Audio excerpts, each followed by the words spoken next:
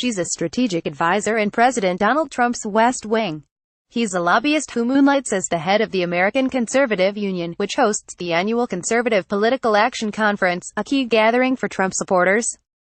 Meet Mercedes and Matt Schlapp, a power couple tailor-made for Trump's Washington.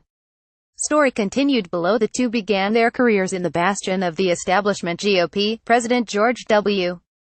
Bush's campaign and White House, but have embraced their parallel roles as loyal surrogates for a president whose rise has reshaped their party and upended the conservative movement. Now, Mercedes Schlapp, known as Mercy, is among the leading candidates to become communications director after the resignation last week of Hope Hicks. The move, said to be favored by White House Chief of Staff John Kelly, would further solidify the image of Schlapp and her husband as critical power players in Washington. Mercy is the natural choice, said Bryan Lanza, who served as Deputy Communications Director for Trump's campaign. She has the experience. She has the respect of the staff. She has the respect of, obviously, General Kelly.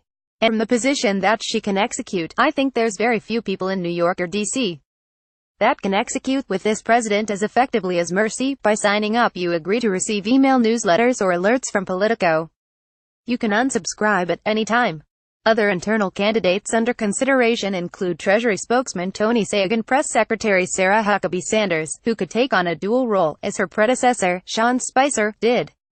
Schlapp, a former Fox News contributor who was tapped in September by Kelly as a strategic communications advisor, has already been doing much of what a traditional communications director would have in previous White Houses, running meetings with the press team and coordinating external messaging. She has filled the role of communications director in interactions on Capitol Hill, according to a senior GOP Hill aide.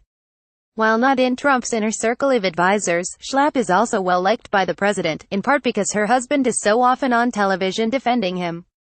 A veteran of the George W. Bush White House and the Koch brothers' Washington operation, Matt Schlapp was elected chair of the American Conservative Union in 2014.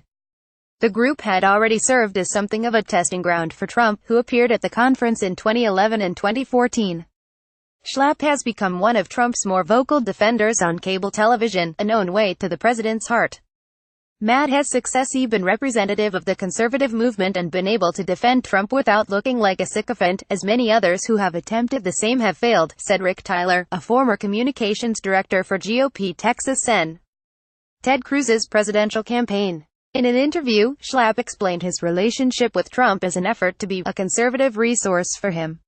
In early meetings with Trump, he said, his goal was to try to impact him on conservative philosophy and try to explain to him conservative solutions to all the questions he's had. But others have criticized Schlapp for simply rebranding Trump's ideas as conservative ones. CPAC, once a Tea Party-fueled gathering, appears to have become why Trumpified. One anti-Trump speaker this year was loudly booed and had to be escorted out with security guards for her own safety. The conference also attracted controversy in 2017, when Schlapp invited alt-right provocateur Milo Yiannopoulos. Yiannopoulos was later disinvited when a recording surfaced of him making light of pedophilia. This year, the conference hosted a range of speakers from what were once the fringes of the Republican Party, and even hosted French nationalist Marine Le Pen. Jonah Goldberg, a senior editor at the conservative magazine National Review, pilloried CPAC in a recent episode of his podcast, The Remnant. He described it as super Trumpy through and through, and noted the lack of speakers critical of the president, and criticized the willingness of many conservatives to abandon past positions to better suit the Trump era. The sort of personality cult aspect of the Trump presidency have caused people to have sort of a fire sale on long-established conservative principles. Goldberg said. Schlapp dismissed the idea that he had moved CPAC in a Trumpist direction as an absurd charge. Those conservatives who are dubious about President Trump's approach have withered down to next to nothing, Schlapp told Politico. It's not CPAC's change of attitude toward Trump, it's the American conservative activists who have changed their attitude toward Trump. By the way, we agree with them. Schlapp's proximity to power and influence, or at least perception of influence, has proved lucrative. Cove Strategies, Schlapp's lobbying firm, brought in more than $1 million in revenue in 2017, up from $640,000 in 2016 and $600,000 in 2015.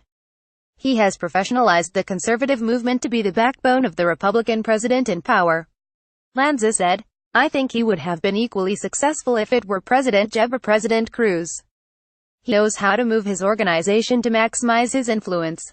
Matt has hit the sweet spot with the conservative movement that is now lined up very much in concert with the president, Lanza added. The Umire contributed to this report.